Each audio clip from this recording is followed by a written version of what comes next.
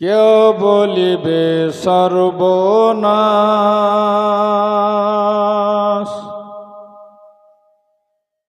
কেউ বা আবার করবে গরম পানি মা জননী।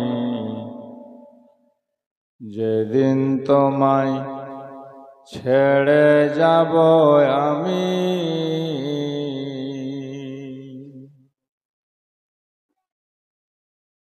ঠান্ডাতে আপনারাও ঠান্ডা হয়ে গেছেন নাকি?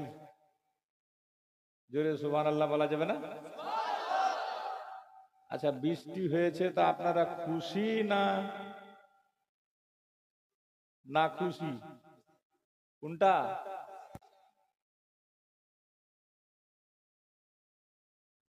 গড়িয়ানগরের মানুষের কিসমত দেখেন।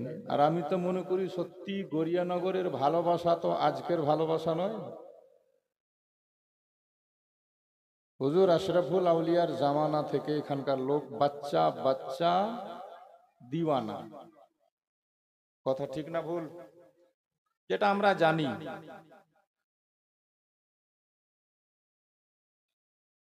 এত গরম কাল পর্যন্ত, এত গরম যে কোনো জায়গায় থাকা যাচ্ছিল না। কথা ঠিক না ভুল?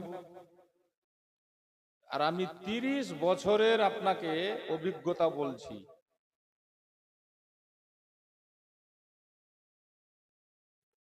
গরমে থাকা যায় না। হুজুর যেমনি বাংলার মাটিতে পা দিবে ওয়েদার চেঞ্জ হয়ে যাবে। ঠান্ডার সময় দেখেছি যে ঠান্ডা কনকন কনকন, মানে সূর্য উঠে না।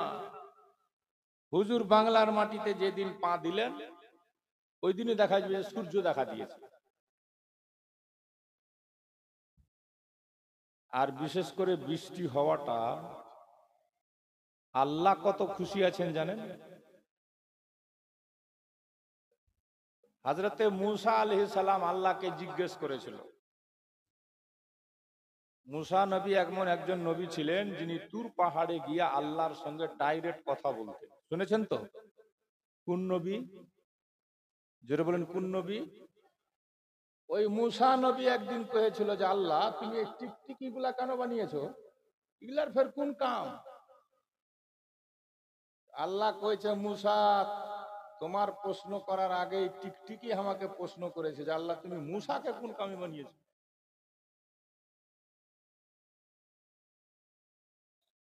আমরা পড়েছি ফেলুল হাকিমে লা ইয়াখলু আনিল হিকমাত। একটা পিঁপড়াকেও আল্লাহ বিনা কোনো কারণে বানায়নি, হিকমত আছে। আল্লাহকে জিজ্ঞেস করছো মূসা, হে আল্লাহ তুমি খুশি হলে কি করো? আল্লাহ কইছে, মূসা এক নম্বর, আমি যদি খুশি হই তো পানি বর্ষাই,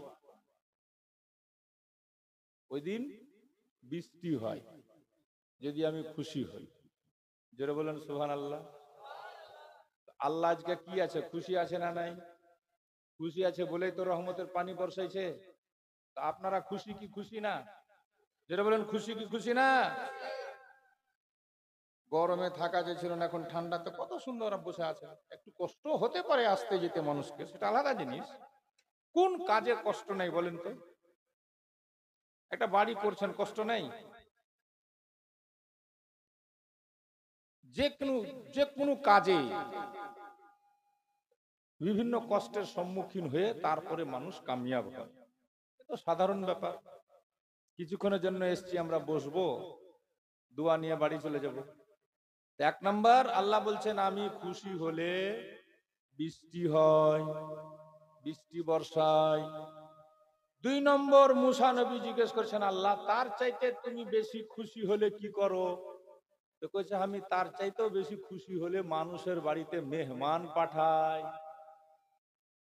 যেটা বলেন সুবহানাল্লাহ। জালসার ওসিলাতে যদি আপনাদের বাড়িতে কিছু মেহমান এসে থাকে, কুটুম কাটুম যদি এসে থাকে, তো ওইটা তো আল্লাহ খুশি আছে। এক, বৃষ্টি হলে আল্লাহ খুশি হয়, খুশি হলে বৃষ্টি দেয়। 2, আল্লাহ খুশি হলে বাড়িতে কাউরির মেহমান পাঠায়। 3, মূসা কইছে আল্লাহ সবচেয়ে বেশি খুশি হলে তুমি কি করো? তো আল্লাহ কইছে তখন কোন বাড়িতে আমি কোন বেটি পাঠাই, মানে বেটির জন্ম হয়। যারা বেটির বাপ হয়েছেন তারাও কত ভাগ্যবান, আছে না নাই? কিন্তু কিছু কিছু লোক বেটি হলে মুখ ভোঁথা হয়ে যায়। হ্যাঁ, আমি এককালীন একদম ওই দিনাজপুর, গঙ্গারামপুর, বালুরঘাট ওই সাইডে যদি কোনোদিন যেয়া থাকেন তো বংশীহারি থানা হোক, আর কুমারগঞ্জ থানা হোক, আর গঙ্গারামপুর থানা হোক, মুসলিম যে কোনো গ্রামে গিয়ে এই 2-1 বছরের বাচ্চা যেগুলা ওগুলা বাদে বড়গুলা যতগুলা আছে, আমার নামটা খালি কইবেন তো সবাই বলবে যে হ্যাঁ চিনি। প্রত্যেক গ্রামে গ্রামে গিয়ে জীবনী করেছি, জালসা করেছি, ওয়াহাবিদের হাড় ভেঙেছি। দক্ষিণ দিনাজপুরে আল্লাহর রহমতে জীবনী করে করে করে করে প্রায় 7খানা মাদ্রাসা ওয়াহাবিদের হাত থেকে আমি উদ্ধার করেছি, মানুষকে বুঝিয়ে বুঝিয়ে। তো ওই এলাকার ভাষা একটু আলাদা, তুই মুই করে কথা বলে ওরা। প্রথম যখন গেছি তো সব বুড়া বুড়া বয়স্ক, ওদিকে লোক বেশি পাবেন দেখতে, হাজি সাহেব গুলা হজ করে এসছে। আসার পর আমাকে জিজ্ঞেস করছে যে মৌলী সাহেব তোমার বাড়ি ফের কুঠিব? এ মা, এই ফের কোন ভাষা, কুঠিব? তারপরে একটু পরে আরেকজন এসে কইছে মামা কখন আসলেন বো? মেরবে। একটা বাড়িতে গেলাম তো ওর মাকে ডাকতে কইছে মা ভাত দেনাবো। কোন ঝঞ্ঝাটে পড়নু রে বা। আমি বললাম যে আচ্ছা আপনার সব কথাতে বো বো কইছেন যে, ব্যাপার কি? তো কইছে যে এগুলা আমাদের ভাষা মৌলী সাহেব। আমি যেগুলাতে কইছেন আমাদের দেশে কালিয়াচক মালিয়াচক ঝাড়খণ্ড মারখানে যা বো বো করিয়েন না, নাহলে মুখ ভেঙে দিবে মেরে। তো কইছে আমরা মামুকে, খালুকে, ফুফুকে, মাকে, এই সম্পর্ক যেগুলো আছে সেগুলাকে বো বলি। হ্যাঁ, তো যাই হোক, ওইখানে এক পরিচিত ভাইয়ের একটা মেয়ে হয়েছে, তো বলছে হুজুর দোয়া করবেন যে আল্লাহ যেন একটা ছেলে দেয়। মানে ওদিককার লোক খুব হিসাবি, ছেলে দুটার বেশি ওর নাই, তাই না? কি বলছে দোয়া করবেন যেন ছেলে হয়। আমি কোনো কেনে রে ভাই, আল্লাহ যেটা দিবে ওটাই আল্লাহর নিয়ামত। তো বলছে না একটা বেটি আছে, একটা বেটা হলে ভালো হয়। আমি যে বেটা হলে ঝাঁটা খেতে ইচ্ছা করছে নাকি? বেটা হলেই ঝাঁটা খাবেন, বেটি হলো শান্তি, বেটি হলো রহমত।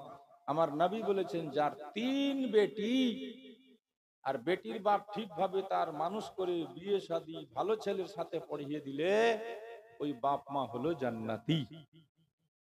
জোরে বলেন সুবহানাল্লাহ। তো বেটি হওয়া ভালো না বেটা? জোরে বলেন বেটি না বেটা? তা আপনারা কোনটাতে খুশি হয়েছেন? হ্যাঁ কইলে হয়ে গেল বেটি বাড়া। হ্যাঁ, তো ফের আর 1 বছর যায় ওকে জিজ্ঞেস করনু, দেখা হলো তো সালাম আলাইকুম, সালামের জবাব ভালোভাবে দেই নাই। ব্যাপার মনে হয় কিছু গড়বড় আছে। আমি জিজ্ঞেস করলাম কি খবর, কি হয়েছে ভাবি?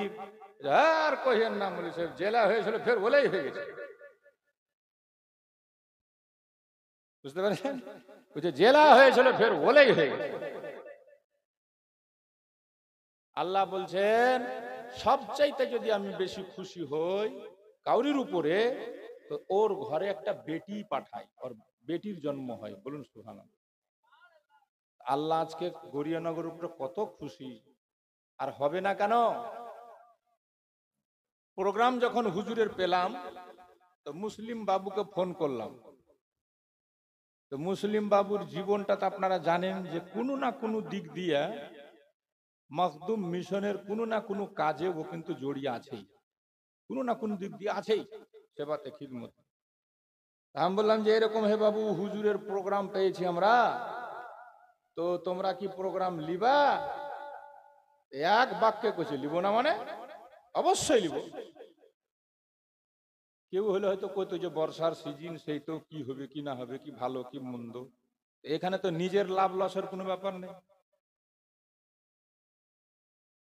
এই জন্য আমরা ভালো করে জানি যে গড়িয়ানগরের মানুষ অন্তর থেকে হুজুরকে চায়, দিল থেকে চায়। আর শুধু হুজুরকে চায় এমন কথা নয়, হুজুর যেটা কথা বলেছেন সেটার উপরে এখানকার মানুষ চলেছে। এইটুকু আমার জানা মতে 20-25 বছর ধরে আমারও যাওয়া আসা হয়ে গেল আপনাদের গ্রামে। আমি দেখছি বাচ্চা বাচ্চা হচ্ছেন আপনারা দিওয়ানা। আল্লাহ যেন দিওয়ানা বানিয়ে রাখে সকলকে। সবাই বলুন আল্লাহুম্মা আমিন। আজ হঠাৎ আমি একটা গজল পড়তে লাগলাম। হুজুরকে আনতে যখন মালদা যাচ্ছিলাম বিকালবেলা, তা আমার এক বন্ধু লোক ফোন করলো, আমাদের মেহরাপুরেরই, বর্তমান বাড়ি আমার মেহরাপুর, এটা জানেন হয়তো আপনারা, আশা করছি। ফোন করে বলছে যে, আমি বললাম যে এরকম ব্যাপার ভাই, হুজুর এসেছেন। তো বলছে যে আজকে আমি হুজুরের সঙ্গে তো বহুদিন ধরে চেষ্টা করছি দেখা করার, কিন্তু আজ এমন একটা দুর্ঘটনার সম্মুখীন হয়ে গেছি যে আমি মালদাতে আছি, হুজুরও মালদাতে আছে, তারপরেও আমি হুজুরের কাছে যেতে পারছি না। আমি কি এমন এমার্জেন্সি? তো বলছে আমার দুলহা ভাই অমুক নাম, আপনি তো চিনেন। আমি বললাম যে হ্যাঁ চিনি, আলকাশ দা। তো বলছে যে হঠাৎ কালকে রাত্রে কলকাতায় মারা গেছে, ওর নিজের দুলা ভাই। তো লাশটা রাত্রে আসবে, তো কালকে যদি হুজুরকে দিয়ে জানাজাটা হয়ে যেত তো খুব ভালো হতো। তো আমি বললাম যে দেখি চেষ্টা করব, ছোট হুজুরকে দিয়েও কমপক্ষে যদি আমি পারি।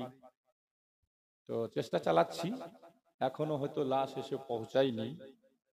তো লোকটা এত সুন্দর দেখতে, ব্যবহার, নম্র ভদ্র লোক, কেউ বলতেই পারতো না যে কোনো অসুখ ছিল।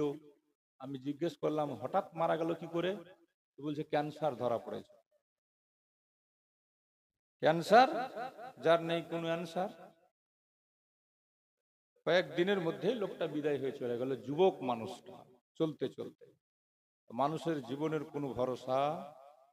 যেটুকু সময় আমরা পেয়েছি ভালো কাজে, ভালো সভাতে, ভালো লোকের মহব্বতে, আলিম উলমার সোহবতে, বুজরুগানের দিনের মহব্বতে জীবনটা কাটাবার চেষ্টা করেন। আল্লাহ পাক যেন সবাইকে তৌফিক দান করেন। সকলে বলি আল্লাহুম্মা আমিন। তাই কবি লিখছে যে হঠাৎ একটা লোক যখন মারা যাবে, তা আমি তো শুনে বললাম সর্বনাশ, আলকাশ দা মারা গেল। কালকে গিয়ে দেখবো ওর বাড়িতে কেউ বাঁশ কাটছে, কেউ পানি গরম করছে, হবে না? কবি এটাই বলছে। হ্যাঁ, কেউ কাটিবে ঝাড়ের বাঁশ, কেউ বলিবে সর্বনাশ, কেউ বা আবার করবে গরম পানি মা জননী, যেদিন তোমায় ছেড়ে যাব আমি, যেদিন তোমায় ছেড়ে যাব আমি মা জননী, যেদিন তোমায় ছেড়ে যাব আমি, যেদিন আমি থাকব না, মা বলে আর ডাকব না, আমার জন্য দুয়া করো মা গো তুমি। জোরে বলুন না। যেদিন আমি থাকব না, মা বলে আর ডাকব না, আমার জন্য দুয়া করো মা গো তুমি। মা গো তোমার দুধের ঋণ শোধ হবে না কোনো দিন, মা গো তোমার দুধের ঋণ শোধ হবে না কোনো দিন। মাফ করিও ওরে ও মা দুঃখিনী, যেদিন তোমায় ছেড়ে যাব আমি। যেটা বলুন সুবহানাল্লাহ। নিজ হাতে দিও গোসল, না ফেলিও চোখের জল, আমার জন্য দুয়া করো মাগো তুমি। তোমার কোল খালি করে নিবে আমায় কবরে, তোমার কোল খালি করে নিবে আমায় কবরে। পারলে দিও আল্লাহ নবীর বাণী মা জননী, যেদিন তোমায় ছেড়ে যাব আমি। কেউ কাটিবে ঝাড়ের বাস, কেউ বলিবে সর্বনাশ, কেউ বা আবার করবে গরম পানি মা জননী, যেদিন তোমায় ছেড়ে যাব আমি। জোরে বলুন সুবহানাল্লাহ। সন্তান হারা মায়ের মন কান্দে রে যখন তখন, আমি ছিলাম মাগো তোমার চোখের মনি। সন্তান হারা মায়ের মন কান্দে রে যখন তখন, আমি ছিলাম মাগো তোমার চোখের মনি। মায়ের পায়ে পাইলে ঠাই, মরণ কালে চিন্তা না। জোরে জোরে। সবচাইতে বড় পীর হলো বাপ আর মা। মাকে যদি কেউ দুঃখ দিয়া, বাপকে আঘাত দিয়া পীর সাহেবের উরুসে উরুসে ঘুরে মাজারে পড়ে থাকে, তাও কোনো লাভ হবে না। সবচাইতে বড় পীর হলো বাপ আর মা। আল্লাহর নবী বলছেন, হুমা জান্নাতুকা ওয়া হুমা নারুকা। তোমার বাপ মাই জান্নাত, তোমার বাপ মাই জাহান্নাম। কটা বাপ খুশি আছে? আল্লাহ ডাইরেক্ট কোরআনে বলছেন, ওয়ালা তাকুল্লাহুমা উফিউ ওয়ালা তানহারহুমা ওয়া কুল্লাহুমা কওলান কারীমা। বাপ মাকে কোনোদিন উফ শব্দ পর্যন্ত বলিও না। বাপ যদি বয়স্ক হয়ে বিছানাতে পায়খানা করে, বেটার উপরে জরুরি আছে সেটাকে টেনে ফেলা, নিজ হাতে মুখে কাপড় বেঁধা পর্যন্ত ঢুকতে নিষেধ করা। বাপ দুঃখ পাবে, এটুকু করা যাবে না। বাপ পায়খানা করতেছে বিছানাতে, যুবক বেটা টেনে ফেলবে নিজের হাতে। হ্যাঁ, আর স্ত্রী যদি করে তো সুবহানাল্লাহ, আর যদি না করে তো স্ত্রীকে আপনি টর্চার করতে পারবেন না, বাধ্য করতে পারবেন না। ওইটা আপনার বাপ, আপনার দায়িত্ব, আপনার কর্তব্য। হয় আপনাকে করতে হবে নিজ হাতে, না হয় লোক রাখতে হবে। আপনার স্ত্রী যদি করে তো সুবহানাল্লাহ, না করলে আপনি স্ত্রীকে কিছু বলতে পারবেন না, চোখ দেখাতে পারবেন না। হ্যাঁ, কেনে করিসনি, কেনে টানিসনি, করে তো সুবহানাল্লাহ, না করলে কোনো জোর নেই। স্ত্রী মানে আপনার বাড়ির ঝি নাকি? বিহা করলে আসলেন তো আপনার বাড়ির চাকন্নি নাকি? জি না। বিহার দিন তো রানীর মতন সাজিয়ে নিয়ে এসেছিলেন, আর এখন ঝিয়ের মতো ব্যবহার করছেন কেন?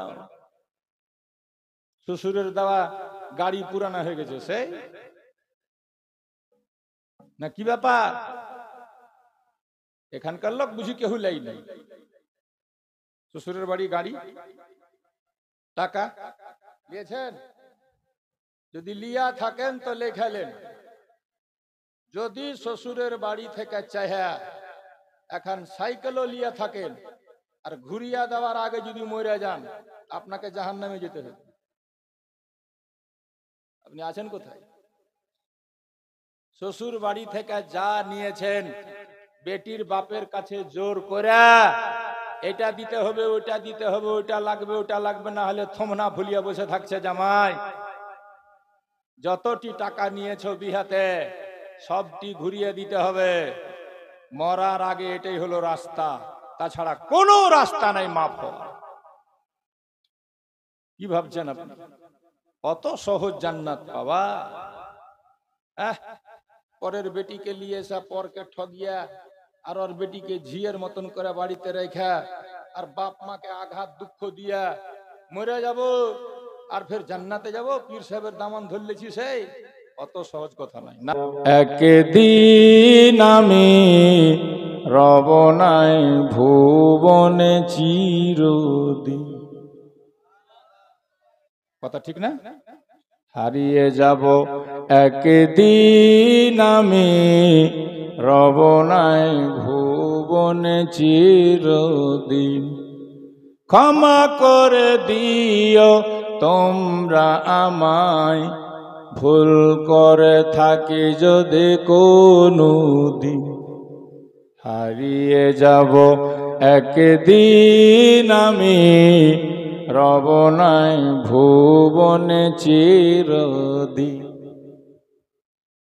প্রথম যখন আসতাম হুজুরের সাথে দেখতাম এই গ্রামে অনেক মাটির বাড়ি টাটির বাড়ি ছিল না, কিন্তু এখন আল্লাহ দিয়েছে সবাই দালান বাড়ি করেছে। আল্লাহ আরো দেখ, ভালো থাকে ভালো দেখ। কিন্তু মার্বেল টাইলস লাগিয়ে পয়সাওয়ালা হয়ে বাড়ি বানিয়ে আমি আপনি যখন মারা যাব, বলুন তো আমাদেরকে কি বাড়িতে রাখা হবে? যেটা বলেন রাখা হবে? কোথায় রাখা হবে? বাঁশ বাগানে বা গোরস্থানে হয়তো দেবে মোরে কবর। তোমরা আমায় যাবে ভুলে, রাখবে না জানি কোনো খবর। বাঁশ বাগানে বা গোরস্থানে হয়তো দিবে মোর কবর। তোমরা আমায় যাবে ভুলে, রাখবে না জানি কোনো খবর।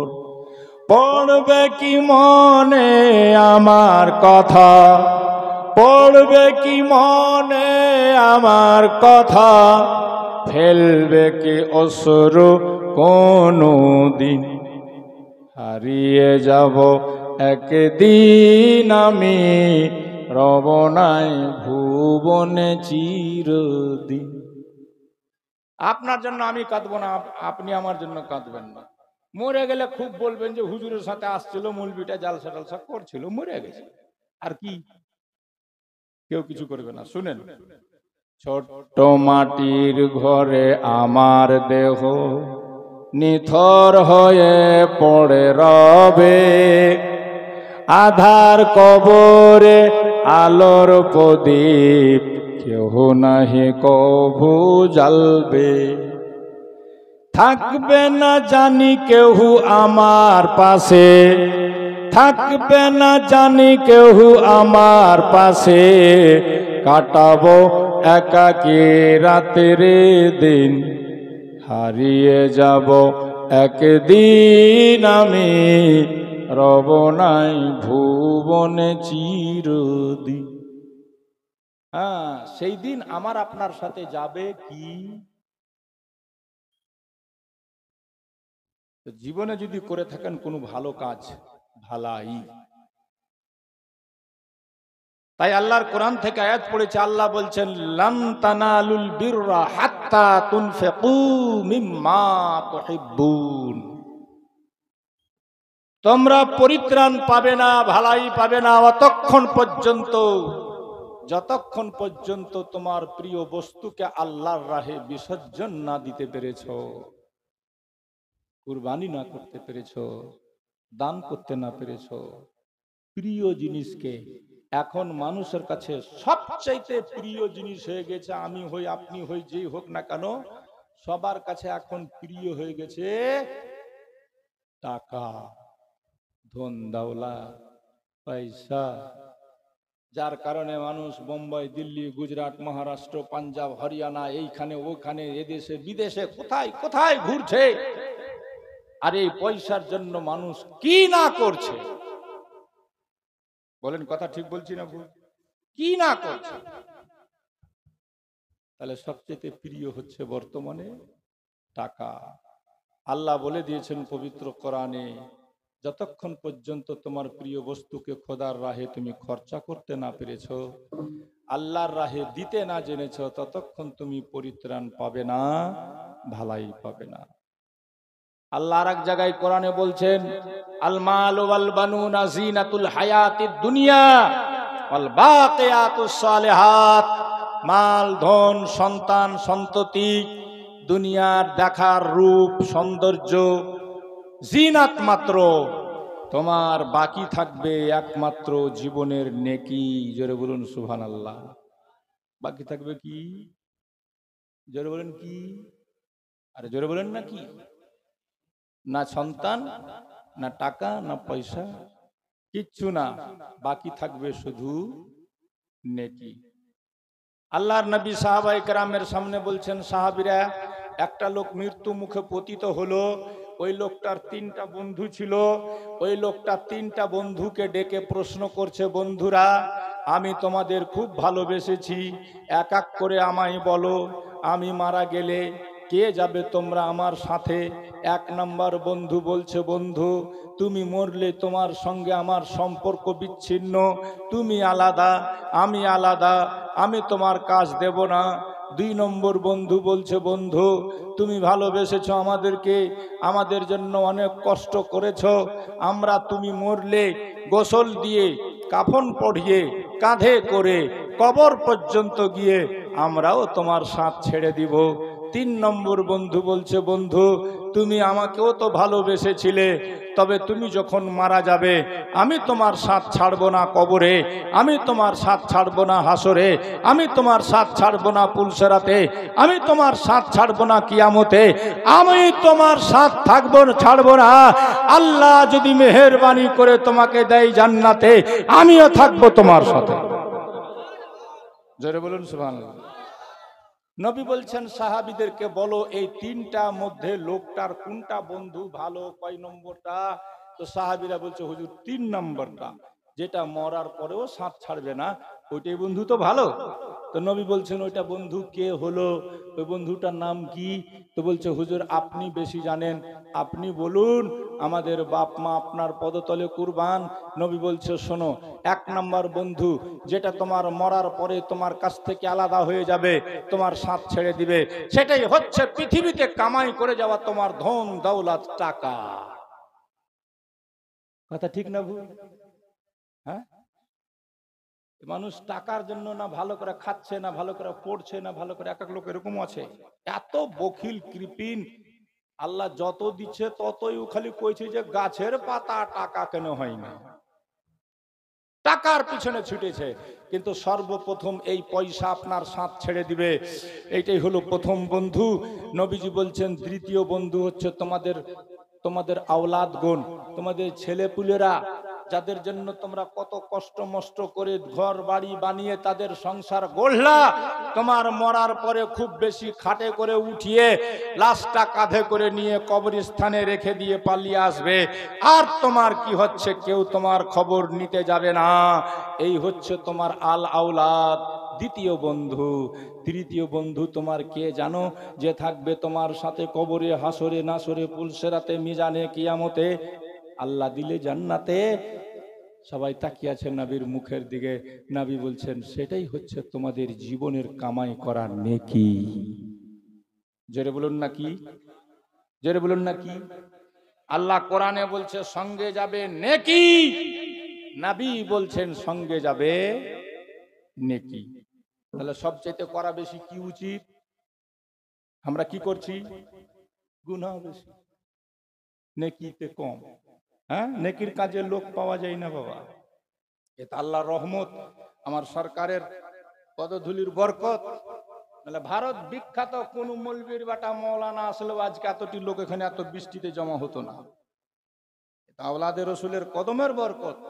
হুজুর তাজুল আউলিয়ার কদম পড়েছে, গোটা গ্রাম পাগলের নাই ছুটে এসছেন আপনারা নেকি করার উদ্দেশ্যে। কি করার উদ্দেশ্যে? যেটা বলেন কি? হ্যাঁ, তো নেকির কাজ কি করবেন? দেখুন, পীরকে ভালোবাসাও নেকি, বাপ মাকে ভালোবাসাও নেকি, পীরের খিদমত করাও নেকি, বাপ মায়ের খিদমত করাও নেকি, আওলাদে নবীর মহাব্বত করা নেকি, অবশ্যই।